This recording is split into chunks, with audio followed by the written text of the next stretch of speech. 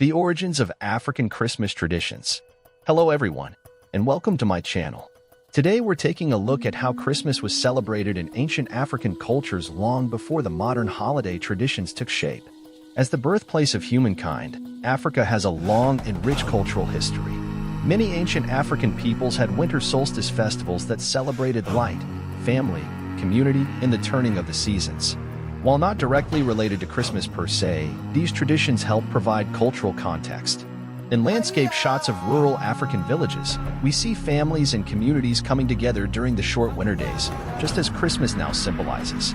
Some groups built bonfires and danced to bring warmth and light to the darkness. This foreshadows the luminaria and light-filled decorations we associate with Christmas today. Close-up images of traditional African masks and costumes worn in solstice celebrations draw parallels to our modern Santa Claus and elf costumes.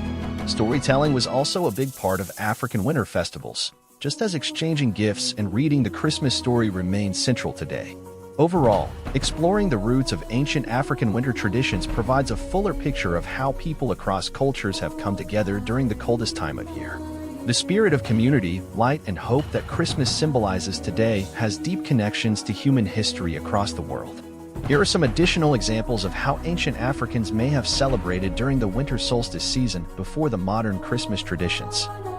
Family gatherings. Extended families and communities came together in longhouses or gathering spaces to share meals, stories, and stay warm during the cold nights. Feasting.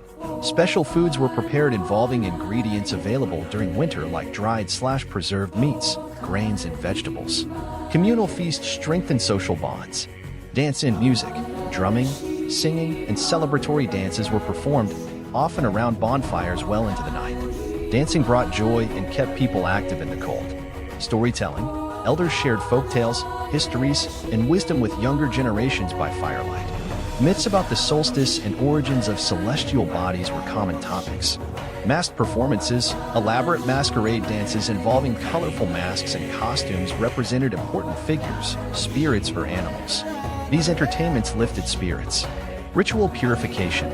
Some groups engaged in purification rites like body painting or herbal steam baths to cleanse and prepare for the year ahead. Offerings to the dead, food, libations, or symbolic objects were left outside as offerings to honor and commune with deceased ancestors during this liminal season. Stargazing. The clear winter skies were observed to better understand the movements of heavenly bodies and predict seasonal changes to come. Naming ceremonies. Newborn babies were sometimes named and introduced to the community during these family-focused midwinter festivals. I hope these additional ideas are helpful for understanding how ancient African cultures mark the solstice season in their own meaningful ways. Please let me know if any part needs more explanation. For next time, I'll be sharing some traditional African recipes you can try this holiday season.